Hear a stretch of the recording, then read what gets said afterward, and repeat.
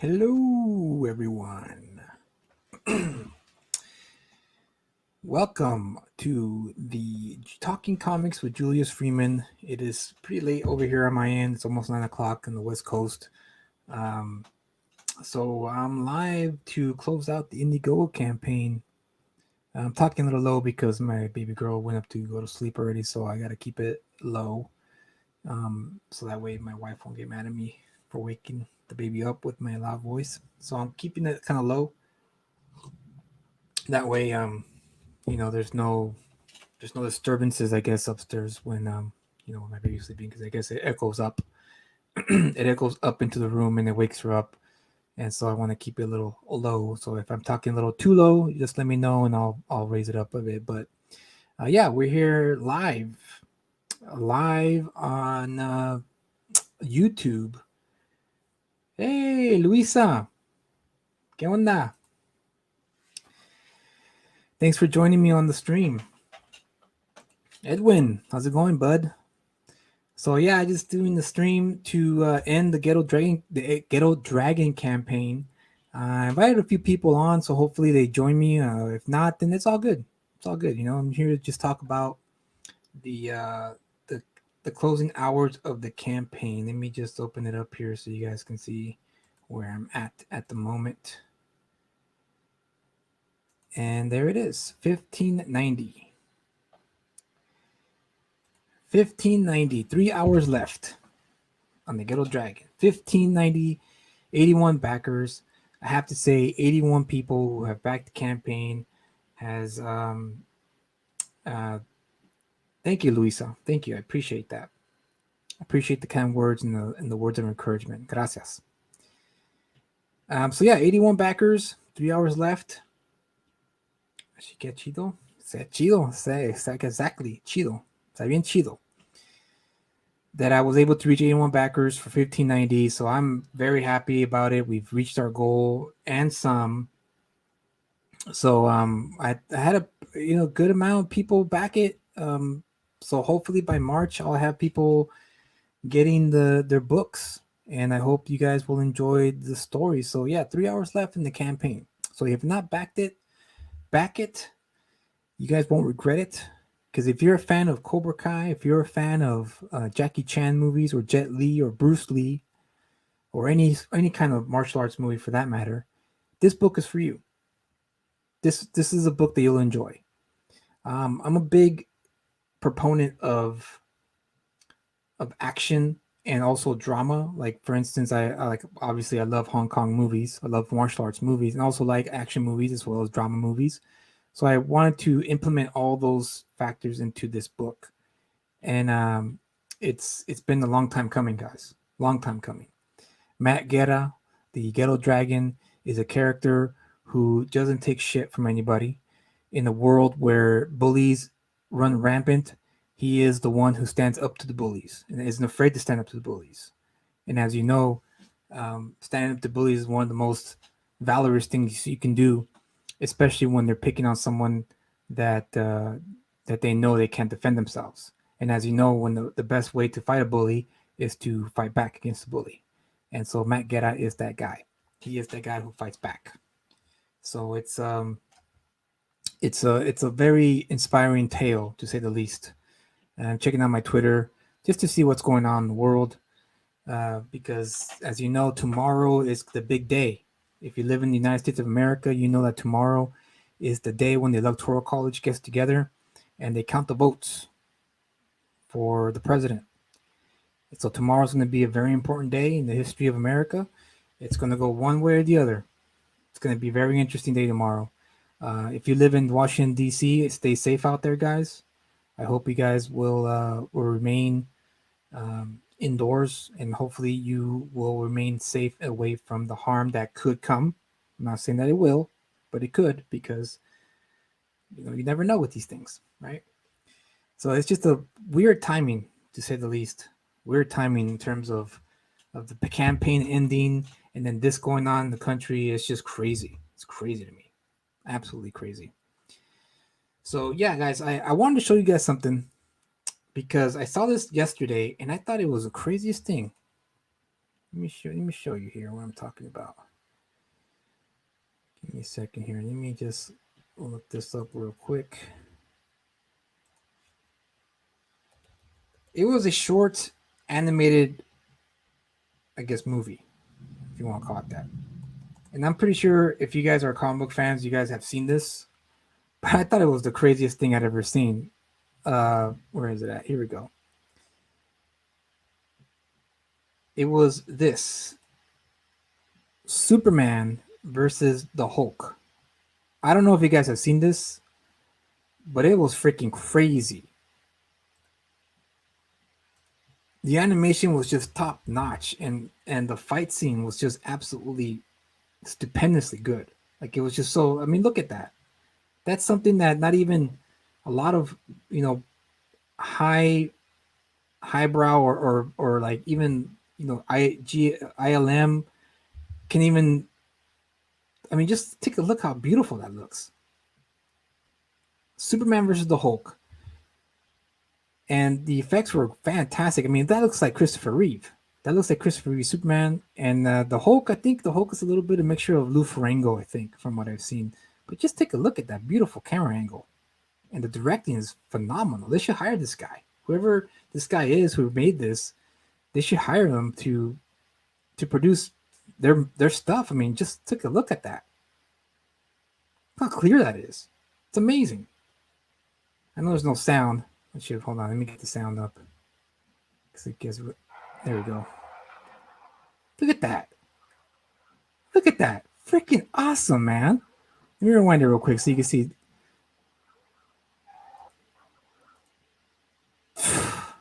That's fantastic, isn't it?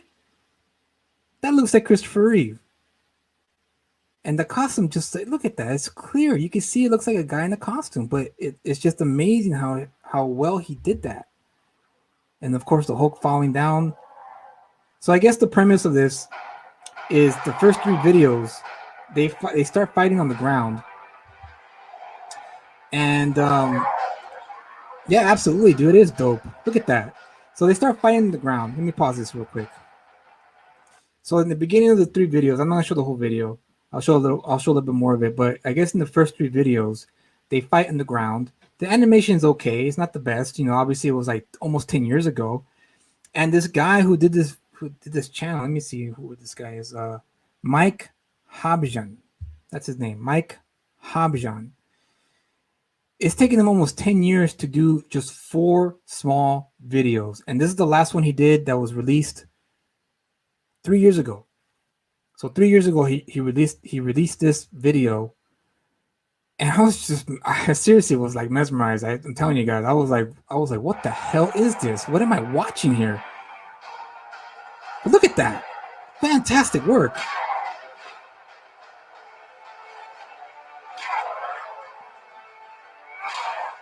Of course, you got that Snyder-esque shot right there, but it's not as shaky. It's actually clear. It's actually stable. Cool camera shot. Wide angle shots, which is what action is supposed to be shot like. Look at that. Beautiful.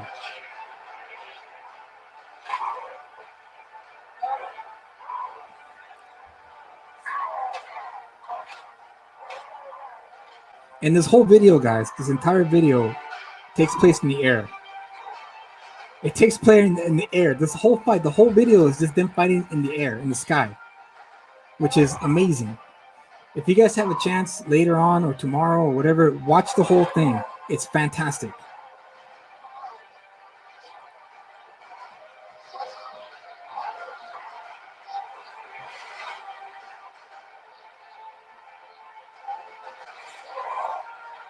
I'm gonna show you this little clip and then I'm gonna end it. But I just want you guys to see this freaking phenomenal piece of art.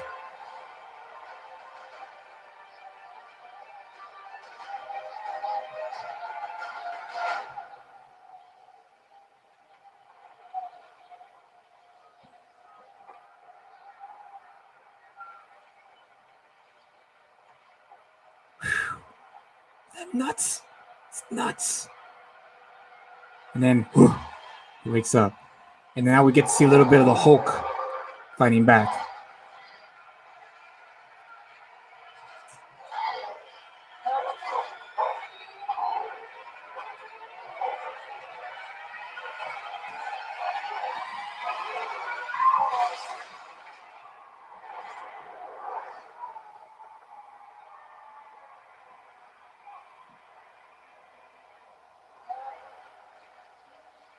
It's freaking nuts, man. I can't believe it.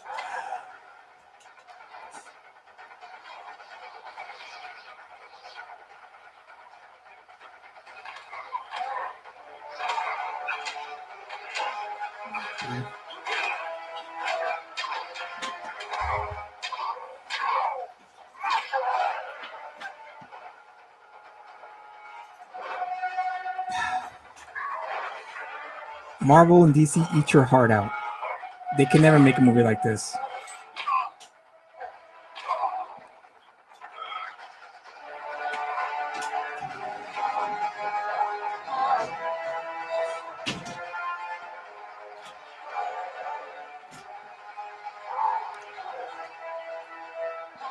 It's almost over, so I guess I'll play the whole thing. It's only a minute left.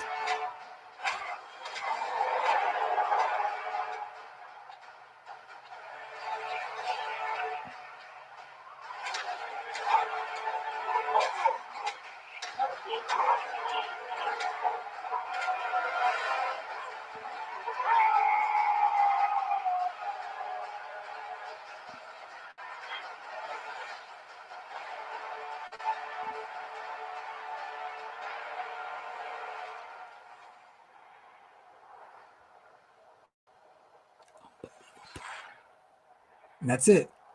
That's the end of that one. I first saw this a couple days ago. Unbelievable, man. Absolutely unbelievable. I was mesmerized by it.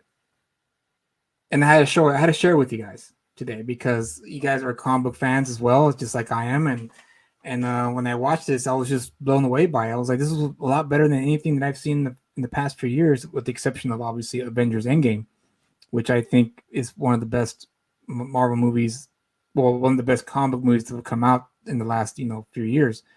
But this right here was just it just blew them out of the water, which is absolutely amazing.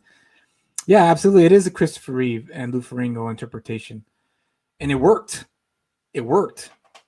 I was just seriously mesmerized. Like, I mean, this was something that uh like I said, if Marvel or DC executives were to watch this, I would hire this guy as my special effects supervisor or head of special effects, whatever the case. Because that was just fantastic stuff, man. 3 years ago, 2017, he released this. It has so far 197 million views. How many subscribers is gonna have? 850,000 subscribers. So he's probably making some bank. Better than I would have to agree with you, Edwin. It's way better than when Wonder Woman 1984 for sure, man. That was just absolutely phenomenal. I can't sing the praises enough. I just want to share that with you guys because I saw that the other day. I thought, you know what, maybe when I do my stream, I'll I'll share it with everyone so everyone can appreciate it as much as I did, because I had never known. I don't even know who this guy is. It just showed up on my feed one day because I was looking at some videos on my YouTube, and the algorithm, they recommend you videos based on what you viewed, and so this one came up, and I clicked on it thinking, oh, it's probably nothing, like it's probably like a little cheapo video that some guy did in his basement, but nah, man, this was absolutely phenomenal work. Phenomenal work. ID Crisis, I think I sent you a link. If you want to join me, you go ahead and join me, man, if you want. And so I think I did. I hope I did. Yeah, I think I did. Yeah, I think I did. So if you're available, hop on. Hop on. We'll have a conversation. If you want, we could talk a little bit about, uh, something that the things that we're working on. But you don't have to. I know it's late over where you're at right now. I think it's about close to midnight where you're at. I'm not gonna take this. I'm not gonna take long on the stream. I'm just gonna uh, talk briefly about the Ghetto Dragon. And really, if you guys have any questions about it, or if you guys have any questions about my approach to writing, or any questions about the campaign, because I know, Edwin, you have a campaign coming up. I can't wait for it. I hope you launch it soon so we can see, we can have a little bit more what you have in store for us. That'd be awesome. anyone else who may have questions about any of the obstacles or anything of the fact that may have come my way in terms of launching a campaign, and be be go right ahead and ask questions, ask away. No, it's not a big. I'll answer however I can. So I'm going back to what I'm going to talk about. If you guys are thinking about launching a campaign, do it. Do it. Just know your limitations, because everyone has limitations, right? There's I watched a video from your boy Zach earlier, and he was talking about crowdfunding. He was talking about I think Alex the Campy has a Kickstarter, and a lot of people were asking her about their books, and she pretty much called backers losers, which I don't understand why she would do something like that. Losers, and I think deadbeats or something like that, or something to that effect. And I was just thinking to myself, why would you call your backers deadbeats when they gave you money to produce a book? And then I realized, oh, it's because Alice DeCampi is a type of creator who has had the luxury of working for a publisher who does all the marketing for her. She's not accustomed to it. And so, of course, the boy Zach was talking about how, it's important to treat the backers with respect, as you would, as a writer would, readers. And I agree with that 100%. I know Richard Meyer is not your favorite, not everyone's favorite person at the moment, but Richard Meyer is someone who is, someone who's done a lot of work. He knows how the crowdfunding game goes. He's done it already, so his knowledge of it is important to a lot of people who want to launch their own campaign. So I take his advice to heart, because like I said, he's done numerous campaigns and he's fulfilled numerous campaigns. And even he's gone in the video that he did. He said that he was late on a few campaigns, which happens. But you got to be transparent with your contributors. Yo, Max, what's up, dude? It's been a while. It's been a while since the last time I seen you. Alex, the campaign is trash.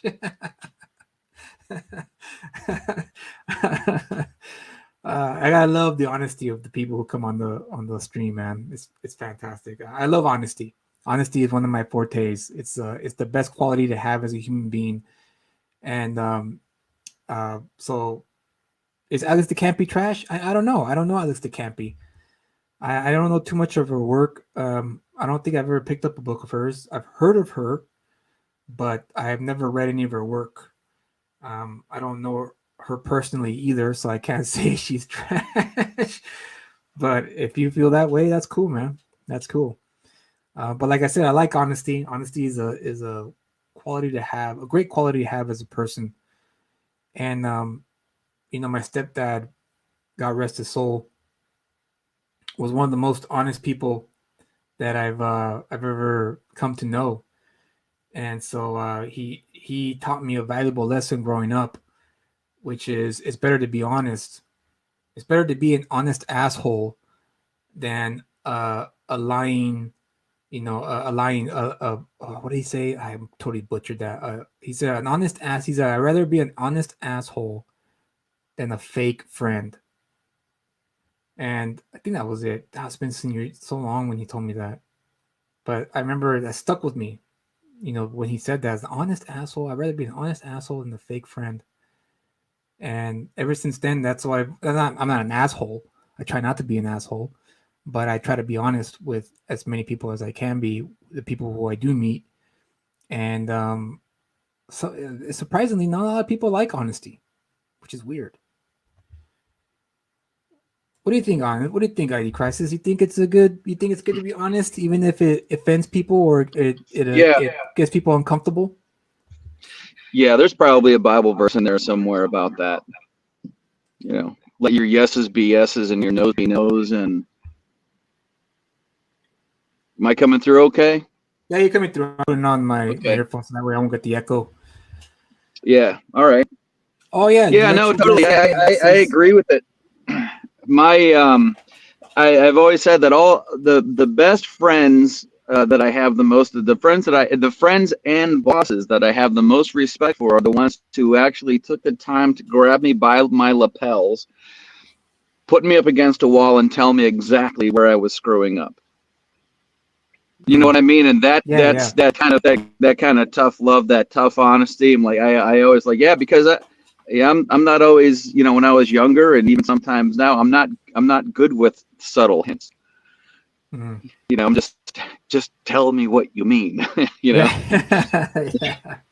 And then that's a good segue to what I really want to talk about, which is um, constructive criticism and how people who are coming up in the game, writers and artists, both of them in general, they needed to learn how to take constructive criticism because it is, in a lot of ways, the truth about where you're at in terms of um, your skill level. It's always better to let someone know, hey, this is not really good. This isn't really good. You need to work on it. You need to work on whatever it is, your dialogue or your descriptions or your paneling or your facial expressions, whatever the case. Right. And people who are coming up should never take it personal, because they're helping you out in the long run. It's kind of like a doctor No. giving you terrible, it's like a doctor giving you bitter medicine that tastes terrible, but it's good for you. It's good for Well, you in the hence the long run. term, and hence the term sugar coating. Right. Exactly. Yeah. Exactly.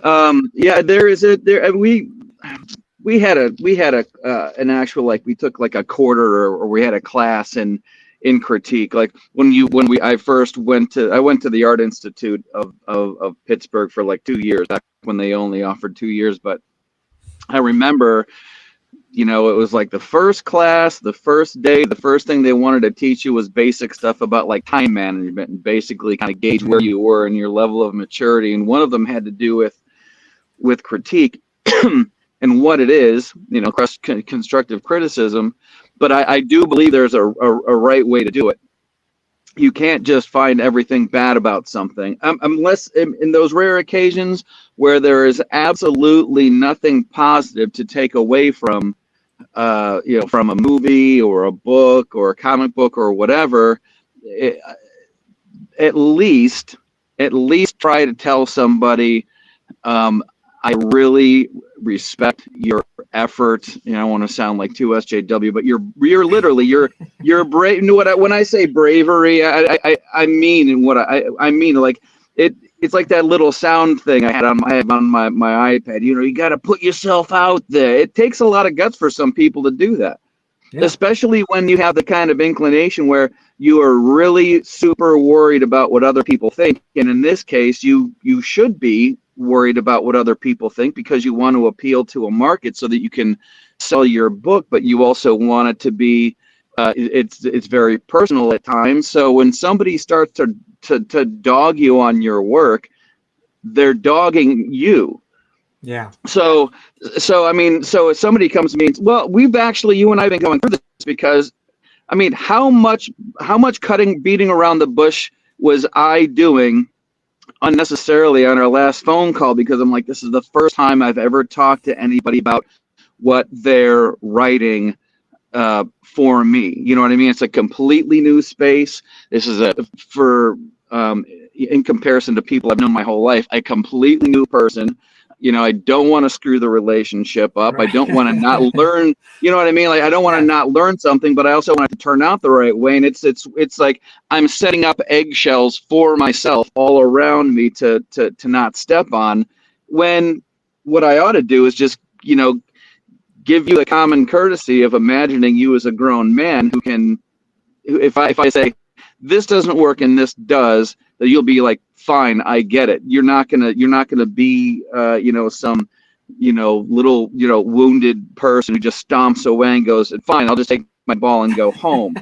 Right. Which is what a lot of times I think you see so much of it now, because they're snowflakes, that you end up wasting 10 or 15 minutes of a telephone conversation just to make sure that doesn't happen, because you're surrounded by it all the time. Yeah. No, you're right. You're Especially, right. yeah. It's like I say, I guess I was lucky. I was one of the lucky ones because like I mentioned earlier before you got on, my stepdad was your typical product of a time during, during our country's history where you had to be tough, or else Yeah, the world was going to eat you alive. So you I, mentioned about your brother too. yeah, yeah, and so he he was born 1950. So he grew up around the 60s and 70s during a time when it was like I said, it was a different time, a different world, and everything was told to you straightforwardly. Nothing was sugar coated, as you mentioned earlier. Everything was told to you straight out, no bullshit. Here it is, take it or leave it, and that's what he pretty much implemented into me growing up. In other words, he toughened me up and Yeah, got me ready for the real world. I mean, don't get me wrong, I still fell a few times. I still was got upset when an instructor or a teacher told me that my writing wasn't good enough, or I need to work on it. And of course, like you said, I took my ball and went home and asked, screw you, you don't know what you're talking about. When in reality right. they did know what they were talking about, because they've been there before. But of course, you're blind. You got blinders on when you're young. You think you own the world. You think you could rule the world, and then you get humbled as time goes on when you start to realize that, yeah, you know what, I don't have all the answers, and the best thing I can do is just look in the mirror and not be afraid of what I'm looking at in terms of insecurities and what have you. So going back to what you said about the phone calls, yeah, it's you're right. It is daunting because, yeah, you don't know who I am. I'm from a different part of the country. Who knows what kind of person I am? But I'm pretty sure it was refreshing for you to find out. Oh, actually, damn, he's not taking it to heart. He's actually Well, listening yeah, and opening up and taking my suggestions and what have you. I loved a lot of the stuff that you put in there, but like I was saying before, like where I had made I don't want to call them corrections, but there was some stuff that you put in there that had me snowballing another idea where like that is going to work, and it's going to work so well that this has to change, and then that happened. You know what I mean? And then Yeah. I just got to this part where I'm like, I just got to send this back, and not I have to send what I've got back so that you can see the part where I'm stuck, because I'm still looking at it, just popping M&Ms into my mouth, going, my daughter got me a big thing of peanut M&Ms for Christmas, and they're just killing me. So I'm just like staring at this summary, going, how did I do this to us? You know, you know what I mean by that? Yeah. Yeah. Yeah, like Yeah, uh but yeah. So I mean, and that's why I called up, and I was like, I'm at a point where it's sort of like this. I'm nudging you so that you'll nudge me, like you came up with some cool stuff, and I'm like, you're probably, if you read through everything that I've got, you'll probably come up with something that just, you know it'll knock me out of the rut that I'm in, because I don't know what would happen next. And but like, like I was saying before, I'm like, now I'm starting to get into a realm that I didn't plan on being in, because I feel like now I'm writing more than I should, only because, and here's the thing, the characters become, like I was saying before, they become so personal, and you're like, it's got to work like this, and it should work like that here and here and here, and this is what makes sense. And before I know it, I'm spending more time uh, doing stuff that, not because I don't want to, because it's fun. Like, that's the thing that got me, that really took me by surprise, Julius. I think you have the fun. I think you have the fun part. You know what I mean? Like, yeah. I was enjoying myself, and I'm seeing the things go on in my head, and in somewhere in the back, I'm like, I wonder how I'm going to draw this panel. And then the very next thought is, oh man, I'm going to have to draw that panel. And then I'm like, I'm going to Yeah. have to draw that. Like, I'm going to have to draw that panel. Um, but yeah, I mean, the critique of the criticism, it's so important, and we're not raising our kids that way. We're trying to wrap them all in bubble wrap, and make sure that they get their participation trophy, and you know that they constantly get their validation, and you know, instead of making sure that they are satisfied instead of validated, you know, Yeah. go out, try your best. You'll know when you get a good effort. Even if you lose, you'll still feel good about, you know, the effort that you made instead. And like, and let the world give them a nice, you know, thick skin, a callus, you know, the same thing that your dad gave you. Like I used to say that, and you know what it was like when you went outside and you played with your friends. If you came home and you didn't have cuts and bruises, you didn't have any fun. Right. Yeah. You know what I mean? That's And, true. right. And did I mention this one thing before about it was something I had seen in Bohemian Rhapsody. You know, the movie about Queen.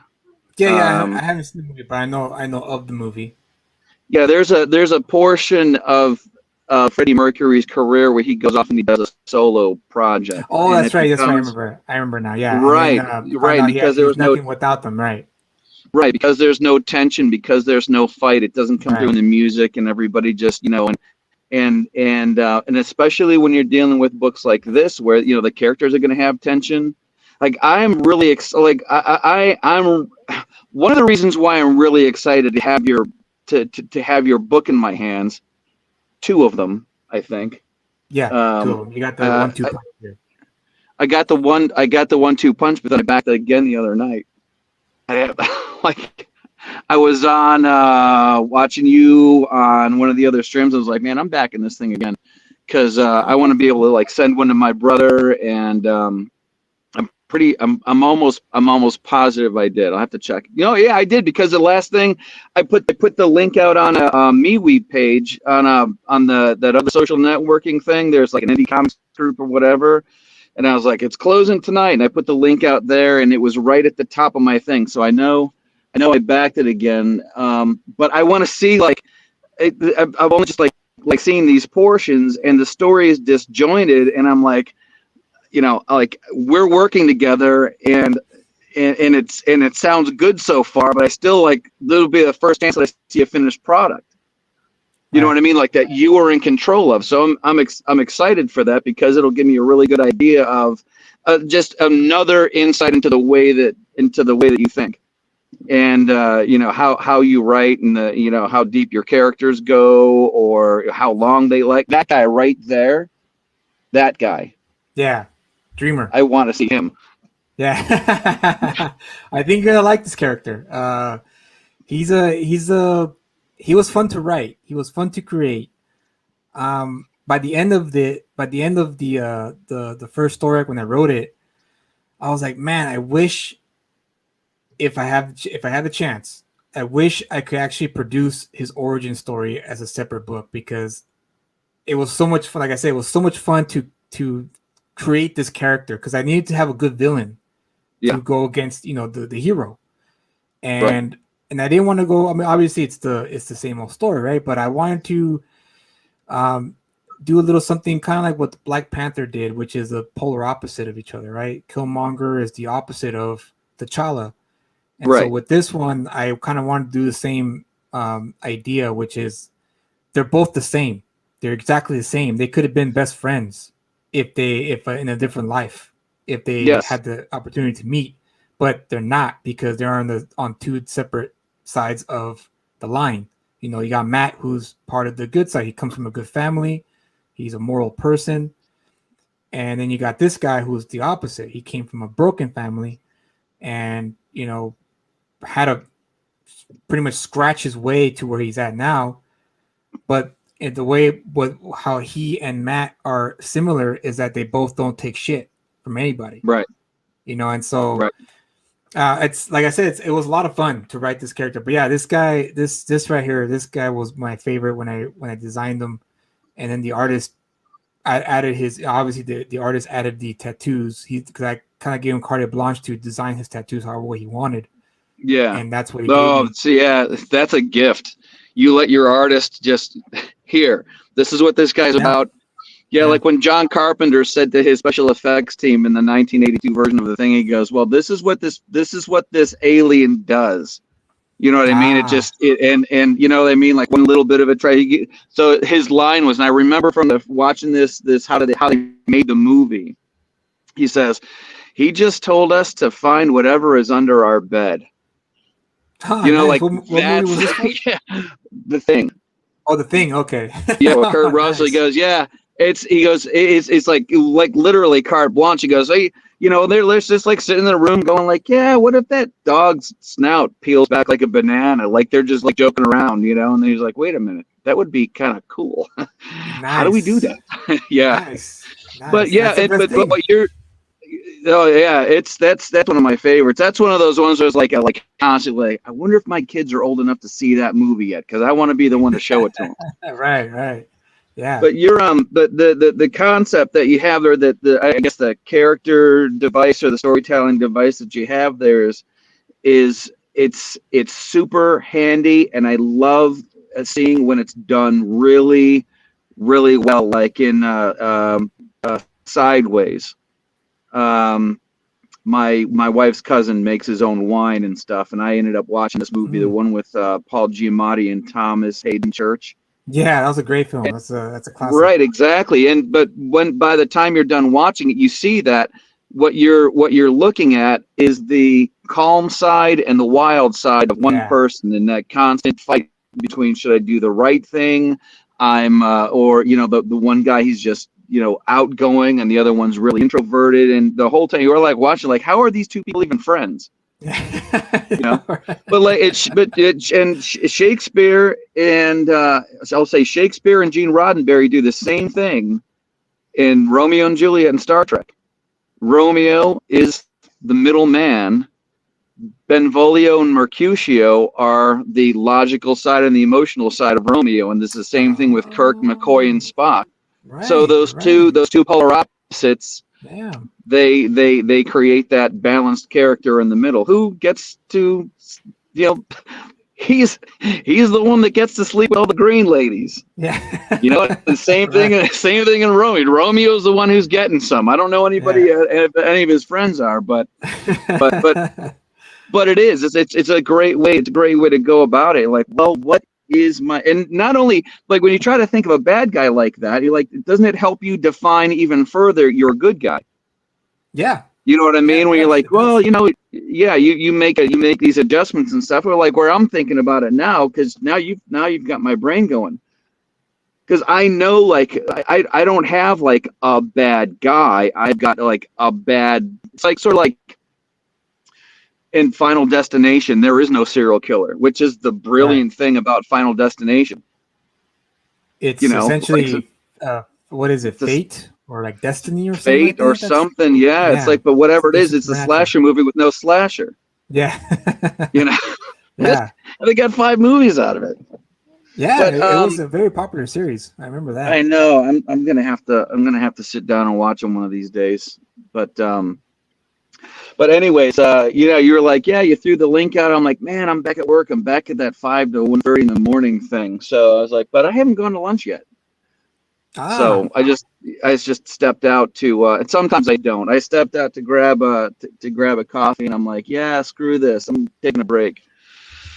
But no, I love coming on and talking. Yeah, you got me after I started drinking coffee, so. Oh, so you're all wired, nice and wired, huh? Yeah, lucky you. Yeah, I tell you, seriously, like I sometimes I feel so bad for people to get into a conversation with me, because it's like, you know, it's like being in a car with a getaway driver who doesn't know what exit to take. That's good. Try my best to entertain my masses. Well, your masses. Well, but you got to do what you got to do. So that's good. Yeah, I like snappy dialogue. I like the snappy, you know, witty, the wit. You know, it's my favorite. You know, it's one of my most envious things that I don't possess is wit. So when I hear it in other people, it's like, oh, that's great, man. It's awesome. Give me more of that, you know? I know. Well, seriously, I mean, you'll sit there and listen to, like Ethan Van Sciver or, geez, freaking, what's his Cecil. They just, Yeah, he's like a Henny Youngman. He just, and it's not like he's sitting down writing these things out ahead of time. It just yeah, comes to him. And I'm like, it just man, that was comes to him. brilliant.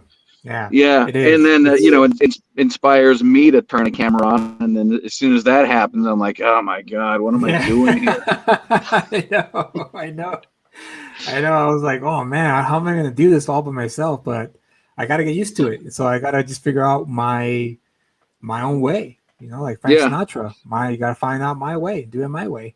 yeah, yeah. So I can't wait for like 5 years from now when I'm still in this thing. If the world is still spinning, yeah, I can go. hopefully it is.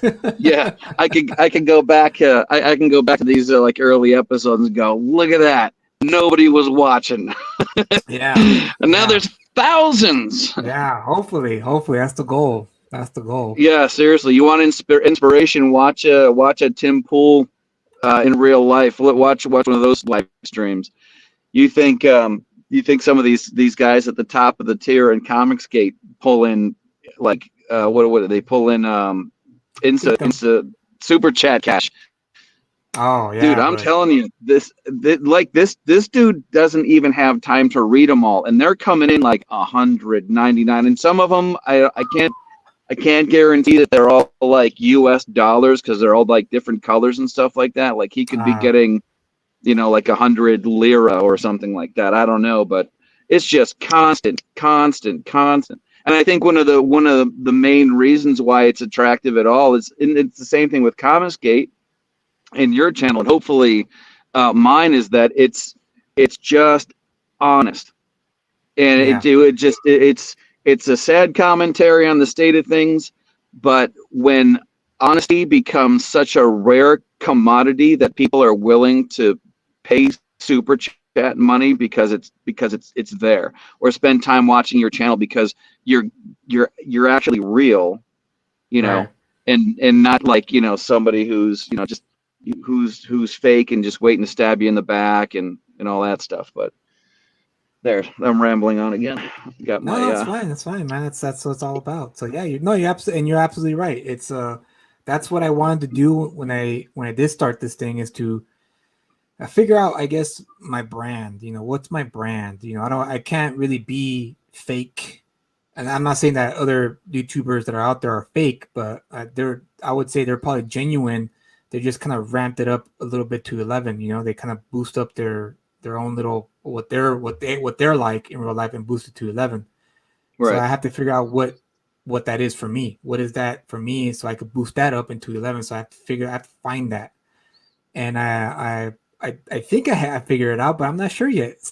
I'm still not sure. Well, I I'm like still, the lucid part. yeah, You know what I lucid. mean? Yeah, I was thinking philosophy because I'm a huge philosophy nutcase. In terms of like I love everything that's that like Plato, Aristotle, Eastern philosophy, that kind of thing. And so I'm pretty well versed in that kind of stuff. But of course, I don't want to bore people either of these No, I philosophical don't think it's. ramblings. I don't think it's boring, but I also it's also gonna. I mean, if you throw a bunch of that stuff in there, it'll act as a filter as to the people that are listening to your channel are like really listening. It's not No, just it's like, true. oh, he's doing a philosophy thing. We gotta wait for that to be over with. I dig that stuff myself. I mean, I'm not a student of it, but I think at some point when you start following, geez, I started following politics really heavy when I was in the 90s when Clinton was in office, and it's just always been something that I never stopped paying attention to. I never got bored with it. Yeah, same And here. I Same here. yeah, and I think the two things that they go hand in hand. You know what I mean? Yeah, Philosophy dictates policy. The things that absolutely. you believe, and yeah, and it's just like this. This recipe works. These ingredients work here from this philosophy. That works there, or that doesn't apply because of this, that, and the other. And it can get complicated, but I also think it keeps you. I think it keeps you sharp. You know, Absolutely. Yeah, yeah, agreed. and Agreed. and it's going to be it's going to be one of those things that helps you deal with people and relationships. And man, if we don't have that, we don't have we don't even have an economy. I mean, you can talk about money and dollars and cents and selling books and stuff like that, but the money has to be generated by another human being. If you don't have respect for them, you don't have respect for their money, then Right. then what's the point of any of this? No, you're absolutely right, and that brings up a good point because, like I was mentioning earlier, before you got on, I was talking about Richard Meyer's video about Alex DeCampi Yeah, and how yeah, she, pretty much called backers who were asking for their book something that they yeah, bought, yeah. like, oh, I'm not losers. What was the term she used? I don't Deadbeats, I know, but think it was. I saw that video, and then you started talking about it. I'm like, that's it. I'm putting my, like, I'm putting down Yeah. my work and I'm going out into my truck. And I can't believe we're only getting around to it now because I've only got like maybe a couple Yeah. minutes left. But yeah, that whole thing, it's the way that he reacts to that stuff, just it tickles me. And at the same time, I get just as pissed as he does. And it's too bad. I mean, on one hand, you're like, my God, she is being a total bitch. But on the other hand, you're like, not to have too much sympathy because she's an adult, but Right. how unhappy do you have to be to take what 200 of your customers are coming at you with what might be legitimate concerns? And if they don't understand how the industry works, or if they don't understand what her game plan is and how everybody got tripped up and stuff like that, there's a much, just like we were talking about with critique, there's a much better way of going about that. Like, I Right. understand some of you people might not understand, you might not know what's been going on and what's been happening. And here's an update. Not, Exactly. and if Yeah. you can't, Exactly. and if you can't deal with it, then F you. I Seriously? know. Yeah, I That's what know. I'm like. Just It, wait, take a Midol, and just wait, and then type it out. Or like he was saying that before. You type it out, print it. You know what I mean? Print it, read it, whatever, and then crumple it up and throw away and start over. yeah. You know, Yeah, absolutely. jeez, Absolutely. it's like And I Dana. understand and I get it. Maybe she's getting a little bit of abuse, which does happen. There are some instances where people do get a little nasty, Oh yeah, and you can't help but react the way you yeah, react. right. So maybe that was the case, but yeah, at the same time, it's like, well, even though you're in comics, and even though Alex DeCampi is a successful writer, now with crowdfunding, you're in the game of customer service. Yeah, Unfortunately, that's the way it is. That's the way it's going to be. And if you don't want to deal with that, then hire someone to do that for you, and which is possible, which is what is right. done. For I think who's that writer who does Batman? I keep forgetting his name. Tom King. No, the other one who wrote Batman before he left DC Comics. Oh geez. He did a Kickstarter, but he hired a campaign Um, manager I to. know you're talking about. It starts with an Scott. Oh, Isn't it Scott? Scott Snyder, I think. Yeah, yeah, Right? yeah, Yeah, yeah, Scott Snyder. yeah, yeah, So see, he yeah, went yeah, around. yeah. And He he was went like down the some, right yeah, way. He hired someone to do that for him, which is fine. If he could afford it, if he could afford to pay someone to just handle their campaign, he could focus on writing the story or working with the artist. Hey, more yeah, power to you. That's yeah. great. But unfortunately, for some people, Although I was under the impression that he did that because it was if you kind of bullied into it. If you don't hire me, I'm going to steal your lunch money. You know what I mean? Or you know what I mean? I'm just gonna SJW all over your campaign and ruin it all unless you have me help you. But I mean, if you need a PR, and which that's a whole other thing. But if you're like one person and you're so bad on your own in real life that you need like a PR firm for one person to make you look better, then yeah, go for it, whatever. yeah, But yeah. yeah, it's weird. That's the whole reason I was like, I'm gonna go out there and talk about that video with Julius, and then we only just got right around to it, and then I I gotta know, that's cool. It's cool, man. I Don't gotta worry go about back it. in It make it could look be a like a. it could be a topic for another video when I do in the future. So you don't have to worry about that. Well, I'll Yeah. probably be on for a little while longer, and I'm gonna probably end it. Yeah, no, yeah, I'm gonna go back and throw in my headphones and listen while I'm working. Then I'm gonna try to get back up on a schedule like my Sunday nights. And Cool, sounds good. yeah, and then I gotta think of something to talk about. Yeah, I know. I know. That's the hardest part. That's the hardest part to I do. know. Yeah. Because Think about during the day when you're working or whatever, and the news comes out of certain topics, you want to make a video, but then by the time you do it, there's like 5 or 10 videos already produced about it. So it's like, do I really want yeah, to I've add to seen this? that. Yeah, I've seen that. Like, man, who wants to hear my everything's already been said. Yeah, exactly. And You it's know kind what of I like, mean? So okay, I'm just well, yeah, I'll have to dive into the Feedly and see if there's anything there worth talking about before I get on. But yeah, if I'll send you a link, and thanks for having me on. And I got to go back in there and earn my paycheck. all right, Dan, you do All that. right, It's the best all thing right. you could do at this Yeah, right. While the world's point. still spinning. All right, man. Have a good one. All right, you too, Dan. You take care. All right. See ya. So yeah, it's a good a colleague of mine, Dan from ID Crisis. He and I are working on a project. For those who I should have mentioned that at the beginning when he got on the show, but I wanted to kind of ease in his transition. So I hope you guys stuck around for that, so you could hear about what honesty, how honesty can take you a long way, and also uh, talking about customer service, which is what I hope I get to do, to showcase for this campaign. So far, so good. If you guys want to know an update on the Ghetto Dragon, so far we are on the, I guess you could say, we're doing great progress in the coloring process. We still have I'm still waiting on a few more pages from the colorist, but once that is complete, then it is a go time to the printers.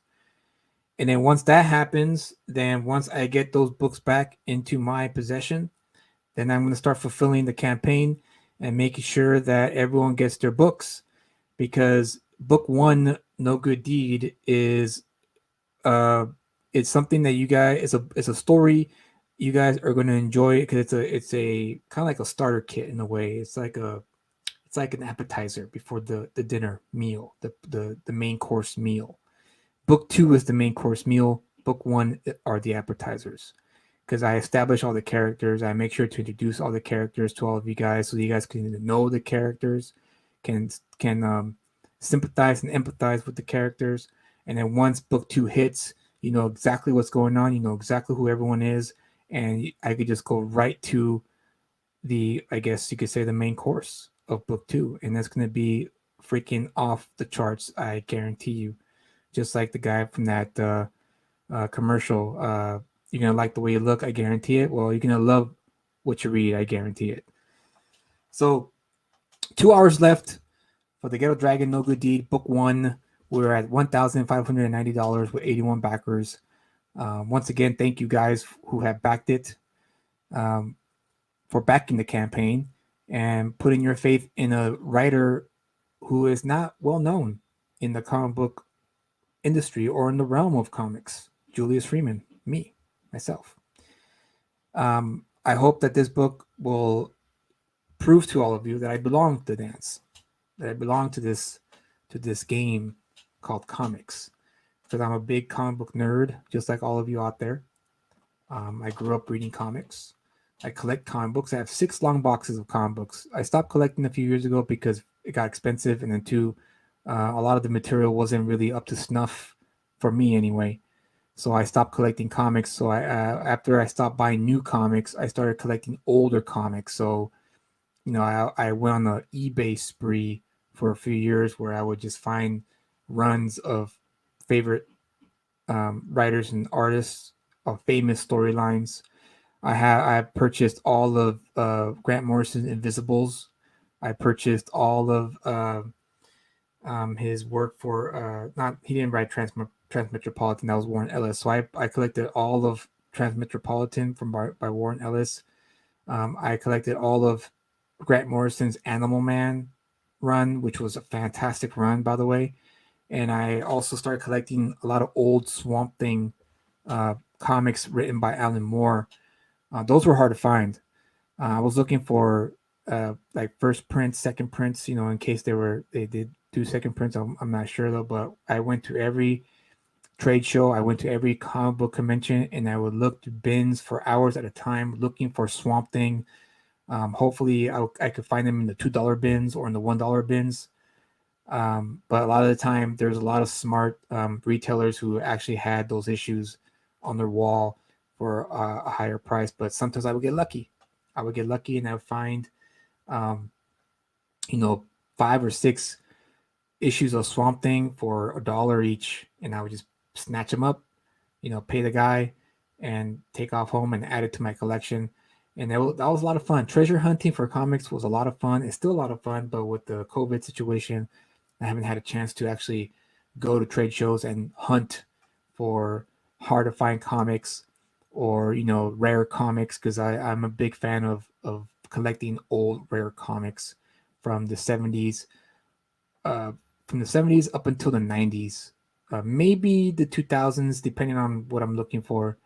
But for the most part, those were the years where I would try to find because anything before the 70s is really hard to find, and you have to cough up a lot of money to collect those kind of books.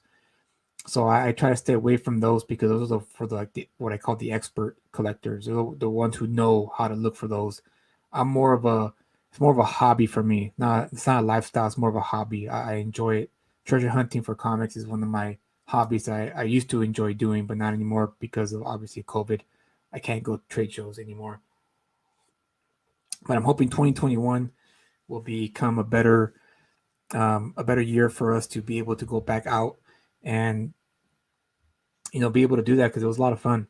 It was a lot of fun not only treasure hunting for comics, but also being able to converse and get to and talk to other collectors and pick their brains as to what they look for or talk about their favorite comic book runs and their favorite writers and their favorite artists. It was always fun for me to search to a bin and then someone next to me who's also searching for stuff and asking me, hey, what are you looking for? And then start conversing there, and that's how that's how you build a community, right?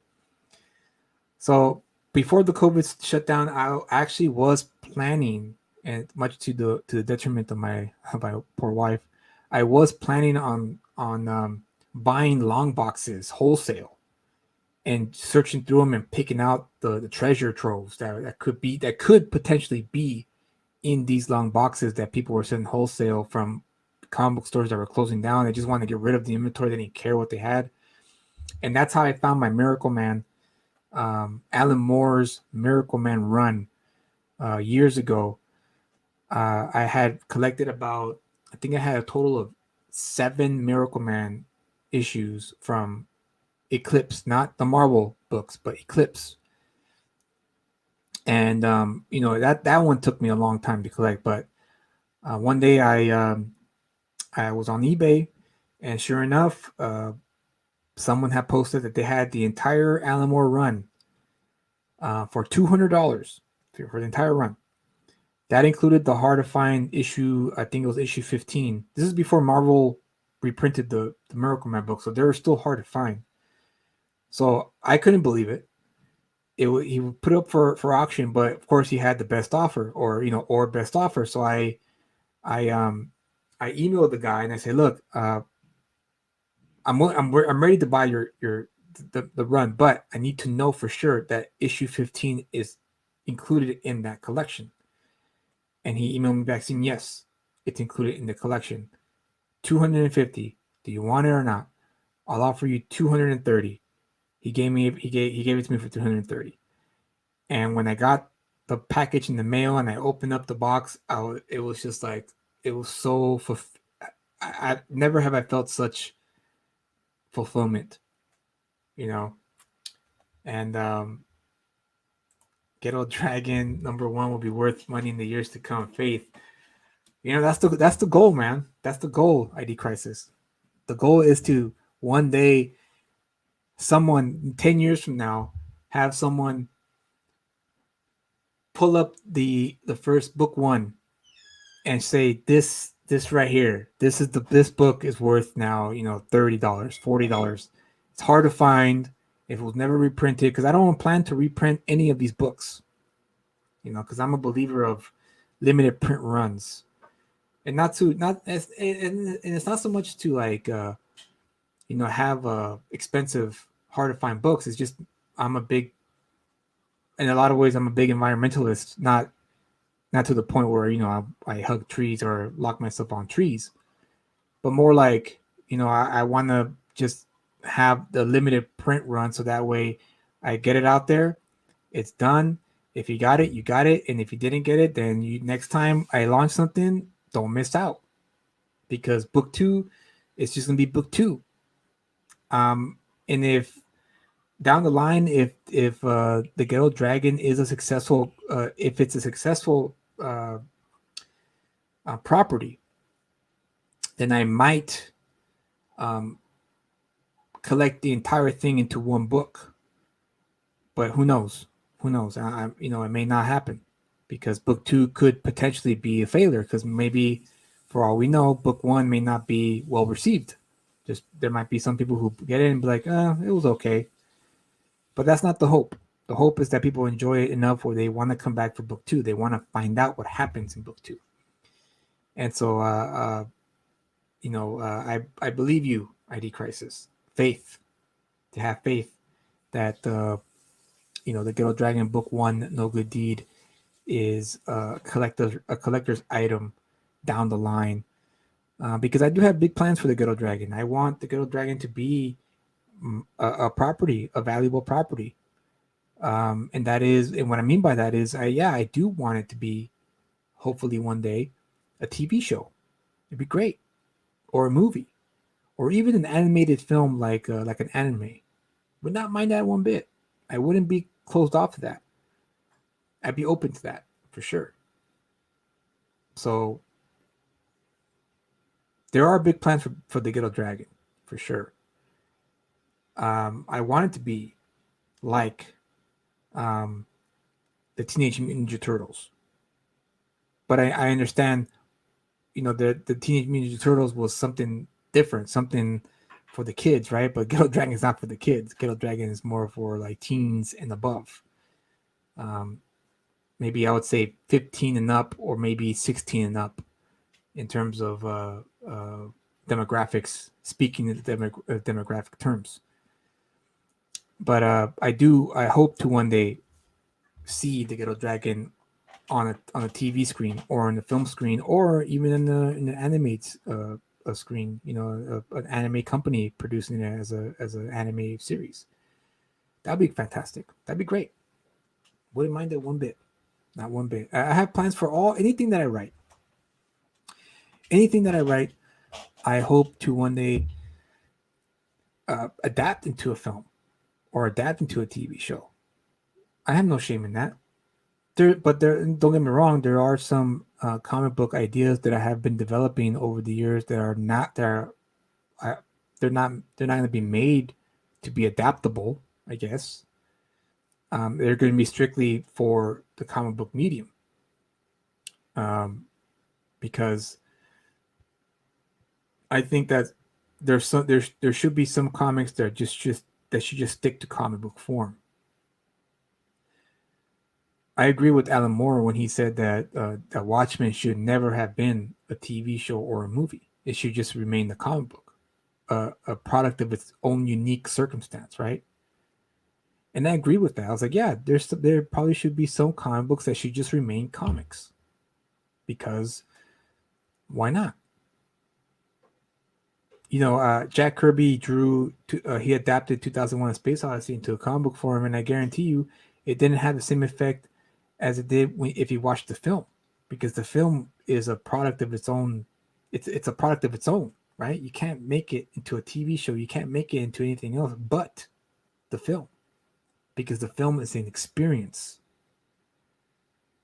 if that makes sense. And that's how I felt about Watchmen when I first read it. It was an experience like no other. A TV show or a movie could never have affected me as much as Watchmen did, when the way Alan Moore presented it in the comic book form. In the same way, V for Vendetta had such a profound effect on me.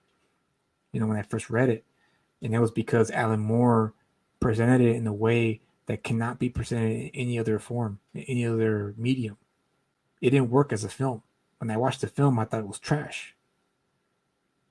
And then when I got home and I read the book again, I was like, this right here is freaking like just on a different level.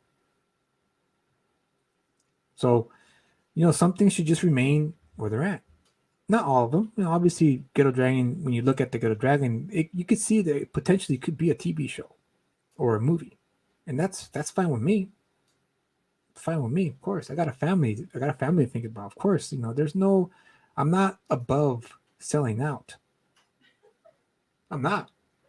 My wife's laughing at me right now because I said that. I'm not above it.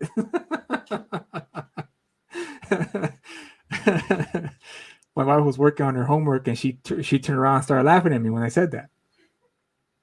But I'm being real with you guys. I'm not above it. So I know that might turn some of you off, but that's fine. The guys from South Park, that was their intention when they made South Park, was to sell out, and they did. And look how successful they are. They're one of the most successful TV creators of all time because they were smart enough to expand, license out, for toys and merchandise and all that stuff. And now they have their own studios. They have a staff that they pay for out of pocket. All that stuff that they built, all the movies and everything, that came from the success of South Park. So if the Ghetto Dragon is successful, to the point where, a nice chunk of revenue is entering, is coming my way, then I could expand.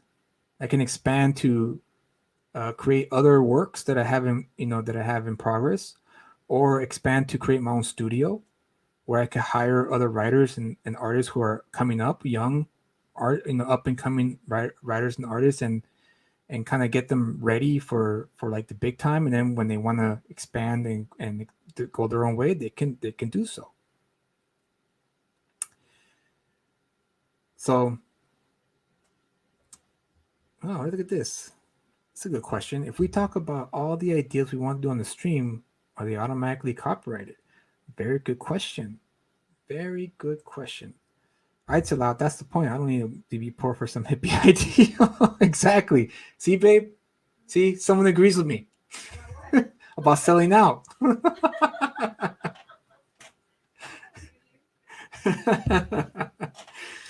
But going back to this question, if we talk about all the ideas we want to do on the stream, are they automatically copyrighted? Very good question. Very good question.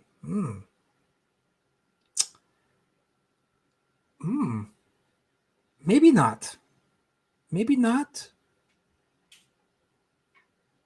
But you are open to people taking those ideas and using them for themselves. If that makes sense. So I'll use the example of Batman, since Batman's already out and about. Let's just say Batman never was created, and then you and I, ID Crisis, we're on the stream, and we start talking about this idea. Yeah, it's idea about a millionaire who loses his parents when he's a little kid, and then he becomes vengeful, and he takes on the mantle of a bat, and he fights crime in the city. So let's just say that happens, right? You and I talk about it, we hash it out, and then you and I decide we don't want to do anything with it. We don't do anything with it. But someone who was listening thought that was a good idea and then did something about it, or made it their own, and then produced it. There might be grounds of maybe suing them for suing them, but in terms of copyright ownership, I don't know. But that's a good question, though. That's a very good question. We can talk about them in my stream where we don't have to worry about anyone watching. But people can watch after the fact, ID Crisis. They can watch after the fact. But this right here, I have to say that was perfect. I don't want to be poor for some hippie ideal. Perfectly, wonderfully put. But yeah, so yeah, like I said, I'm not above not selling out. I mean, that's the whole point, guys, right? Isn't it the whole point when you create something, you want to make money off of it? If that wasn't the case, Ethan Van Sciver would not have raised $1 million. If that wasn't the case, um, Richard Meyer wouldn't have sued Mark Wade for damages because he got in the way of his money. I think it's safe to say if you live in America, or not just America, but any country that allows you to flourish artistically, and allows you to, I shouldn't say allow, where you're able. There you go. That's a better word. If you live in a country or in an area where you're able to generate revenue for something you created, then why not? Why not go for it? Why not sell out? If that wasn't the case, then why did um, Peter Laird and oh gosh, I can't remember. I can never remember the second guy's name who created the Ninja Turtles. Um, Peter Laird and I can't remember. End every idea with TM. we should. But yeah. So the creators of the Ninja Turtles franchise, right? If they didn't want to, if they were just in it for just comics, they wouldn't have ever agreed to make the cartoon, or the toys, or the movie. They're actually very intelligent in saying, okay, we'll license this out to you, and then look how much money they generated because of their comic book, their black and white comic book that was not for kids, by the way. But yet, when someone came knocking on their door and says, hey, we want to make a cartoon out of this and toys, I mean, they didn't say no. They didn't say no. They said yes. So this whole notion about selling out, I remember in my younger days, it was the worst thing. It was one of the things you should never have done. Don't ever sell out. What my friends used to tell me. Don't ever sell out. But then as I got older, I realized, why not? Why not sell out? Are you laughing at me again? Yeah, I'm sorry. My wife's laughing at me again for saying that. It's true, babe. Why not? Why not sell out? Why not license out? Why not license out something you created? I'm not saying sell out like in terms of like what George Lucas did with Disney. Because that's selling out. He had a property. Disney made an offer. He took it. $2 billion. Maybe it was more than that. I can't remember. It was a while ago. But they offered him a lot of money for a property that was very valuable. And he took it. No one said anything bad about that. And then, of course, the creators of Ninja Turtles, they actually sold it to Viacom. Well, I think it was Kevin Eastman. There you go. Kevin Eastman and Peter Laird. Kevin Eastman sold his share back to Peter Laird, and a few years down the line, he sold it to Viacom for like X amount of millions of dollars. Because I'm sure he was already up there in his age, and he decided, you know what, I'm kind of old, I want to retire, and so he did the right thing, and he retired. He sold out. He sold out the property to Viacom, and now Viacom owns the property. So I'm gonna say this before I end the stream. I'm gonna refresh to see if anyone backed it. Oh yeah, someone backed it. Someone backed the PDF. Now there's $3 more.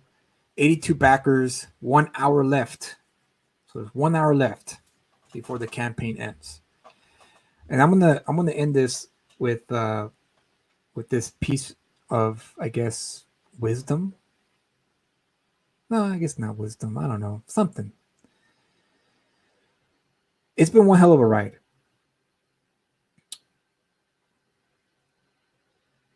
When I first started this project, the Ghetto Dragon, 10 years ago, I originally wanted to submit it to Image Comics.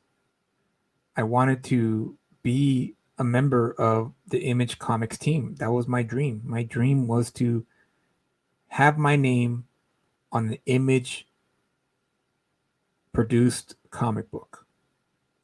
I wanted to go to the cons and sign my book with a line of people waiting for their books to be signed by me.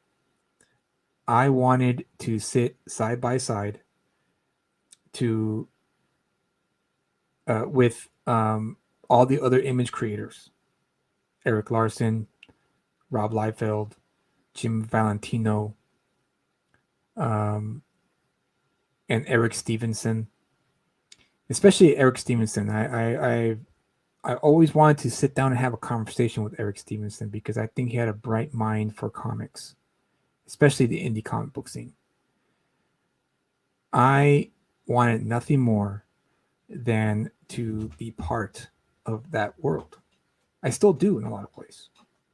I still want to be part of the comic book convention scene. I want to have a table one day with my banner, with copies of my book on the table, sitting down, waiting for people to come to my table and say, "Hey, what is this? What's the Ghetto Dragon about?" That's still a dream of mine. That way I could converse with, fans, start building up a fan base so they could continue on buying my stuff. So for 10 years, I tried to do that. For 10 years, I worked my ass off. I saved every penny and dime that I could because there's something else I wanted to do in life.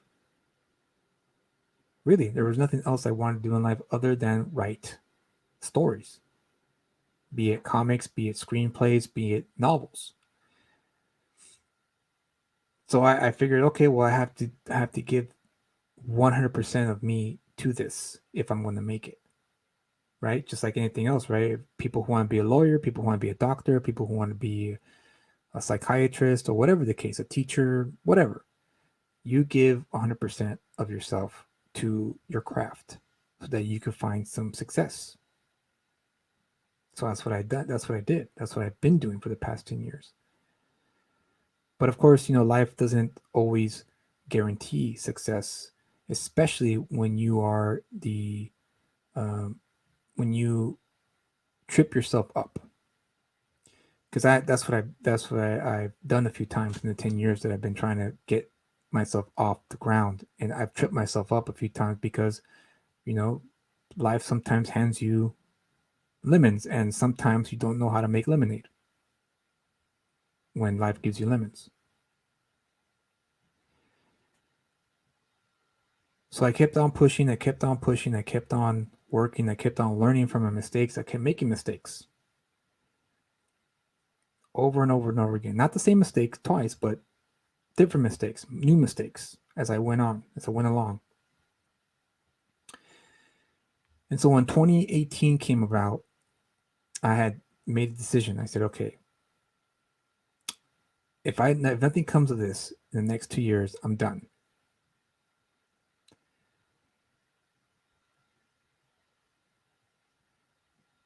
And then I learned about Indiegogo. I learned about crowdfunding. I learned about all this stuff. And I said, okay, this is your opportunity. This is their last opportunity because Image Comics was not going to happen.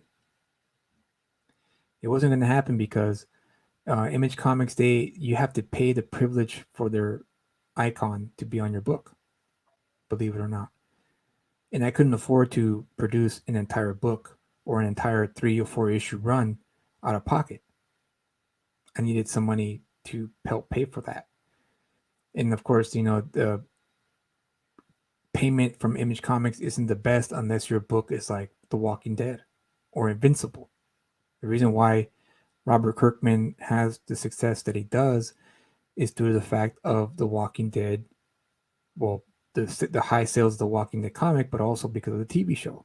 The TV show really put the TV show skyrocketed him to the top. So now he has his own production company, and he's living the life. So I guess in other words, I want what Robert Kirkman has. a production company. If I'm being honest. So here I am in 2021, 1 hour left on the campaign, 82 backers.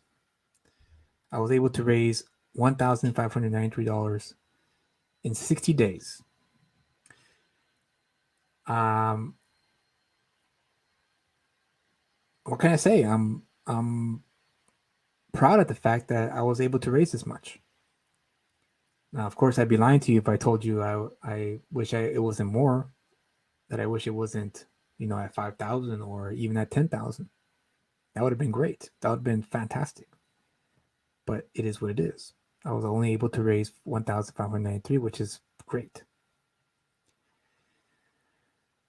So I would just like to say thank you. Thank you for having some faith in me, especially when you don't know anything about me. You don't know how I write. You don't know the kind of writing style I have. You don't even know if I could write a good story. But now you're going to see. The 82 backers who have backed this campaign are going to finally get to see what Julius Freeman is all about when it comes to writing comics. And I hope they enjoy it. And not only do I hope they enjoy it, I also plan on making sure that Julius Freeman name is a trustworthy name in terms of fulfilling the campaign. No cut and run, none of that. There's record of it on the stream, so you can always call me out on it if I end up never delivering the book, because I don't want to end up like that, like the Red Rooster people, or I think it was Crypto Comics or whatever that company was, who just freaking raised like 30,000 and it just didn't produce anything. I don't want to be that. I want to be someone who is trustworthy and fulfills their campaign promises, like what good politicians are supposed to do, but for the most part they never do. But I hope to fulfill the campaign, and I am going to fulfill the campaign. You have my promise. You have my word on that. The 82 backers who backed it are going to get their books for sure, and they're going to get it before March. So 1 hour left in the campaign, and once the hour is up, it will go onto in demand. So the campaign will still be open, but it won't be completely open, meaning that the 1-2 punch tier will go away. The black and white the black and white print version of the Ghetto Dragon will go away. It won't be available on in demand. These two will still be available, so you'll still have a chance to get these two tiers once it goes on demand. But these two here, the 1-2 punch, gone.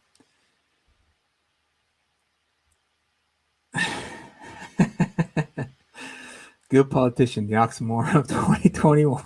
Well said, buddy. Well said. So yeah, the 1-2 punch, gone. The black and white cover that you see there, the second one of that second image, it's a collection of all the short comics that I produced over the 10 years when I tried to get the book up and going, and it didn't work because of various reasons. You could watch it on my YouTube channel, the previous videos. I think it's called the short version is the name of the video, where I talk about the short stories of the Ghetto Dragon that I wanted to create. That's going to be gone, and it will never be available ever again, ever. So once you have these books, 19 people who got this, the 19, 12, so that's 31 people total. So only 31 people are going to get this book. This not the book one good deed, but the short, the second book. Only 31 people are going to get it, and that's it. I'm never going to print it again. They're never going to see it again. So they're essentially 31 people are going to get collector's items. A hard to find comic book. And so, yeah, guys, that's it. That's pretty much all I have to say about this campaign. That's all I have to say in this stream. I hope you guys have learned something. I hope you guys enjoyed the stream. And tomorrow I will be on the 656 Comics channel, where we're going to do some cutting of the bread, so to say. Um, I forget the name. I always forget the name of the tradition, the Mexican tradition. But yeah, I'll be on that channel tomorrow. So if you want to check me out there, you can check me out there. And so yeah, that's it, guys. That's all I have to say about today's stream. It's been a journey. It's been quite a journey, a fun journey at that. I don't regret any of it. I'm very happy that I actually pursued this, and I have no regrets, none. So with that said, good night, everybody, and have yourselves a safe Wednesday. Tomorrow's going to be crazy. Tomorrow, the Electoral College, like I said in the beginning of the stream, will meet and they're going to count the votes, and it's going to be some crazy, wild things happening tomorrow. Hopefully, nothing too dire, but we'll see. You never know. So stay safe out there. If you live in Washington, D.C., stay safe and don't try not to go outside because tomorrow is going to be bonkers in Washington, D.C. So, with that said, guys, good night, good luck, and be safe.